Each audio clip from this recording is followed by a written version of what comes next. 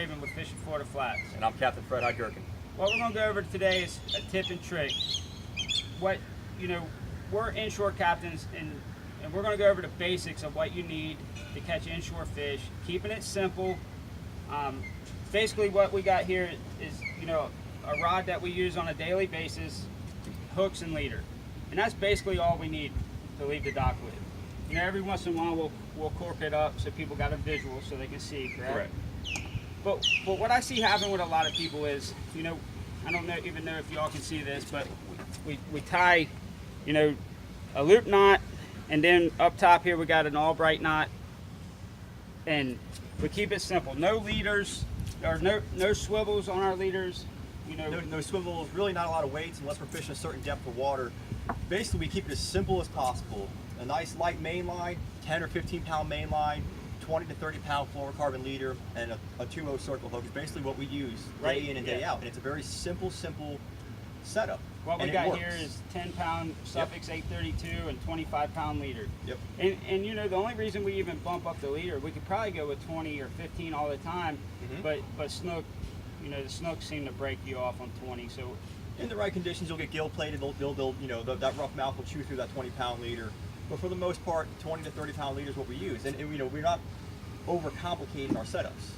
And that's probably the best trick or tip that we can provide you guys, is that without overcomplicating your setup, you're going to get long casts.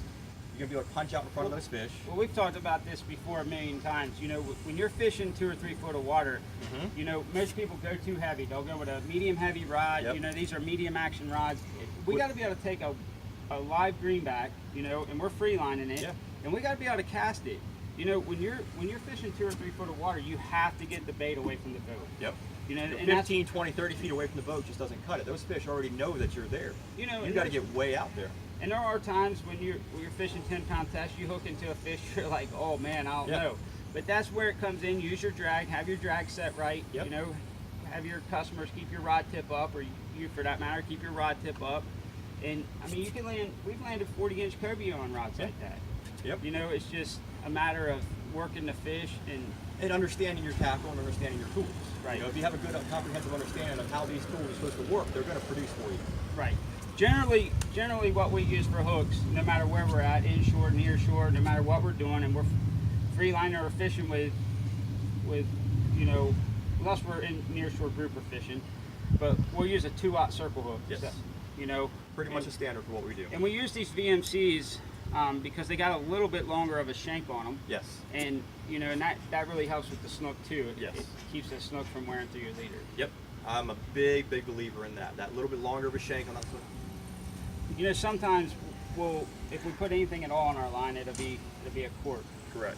And why do you use a cork? Well, I like to use the corks, A, because it gives a visual to our clients. Because a lot of times, we have people who have limited fishing experience. But another reason why is that when we're using these live greenbacks, most of the times we're breastfin hooking these greenbacks. They swim a little sideways when you do that. And sometimes they'll swim down in the grass, which is kind of counterproductive to what we're trying to do. I like to cork up my bait sometimes to give that visual, but to also let that greenback work through the water column. If you're fishing a piece of structure, an oyster bar or a mangrove edge, and the water is flowing in, you want your bait to be able to work down that edge to produce a bite. Right. Sometimes you don't always want your bait sitting static.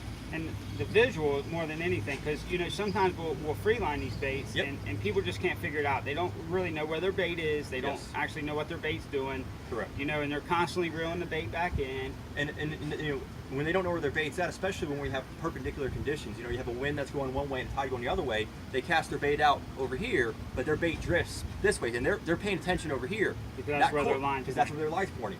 That cork always allows your client to know where that bait is at and what it's doing. Absolutely.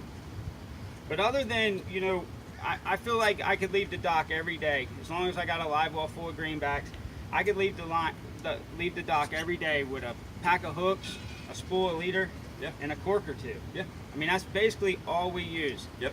Talking very about simple. Simplify it, man. You're fishing 2 or 3 foot, 4 foot of water. In our area, the water's pretty clear. The least amount of stuff you can put on your line and to present that bait to the fish, the better off you are. The more natural it looks, the better you are. I agree. I think those are some great tips. Definitely do. Well, that'll sum up this week's tip and trick.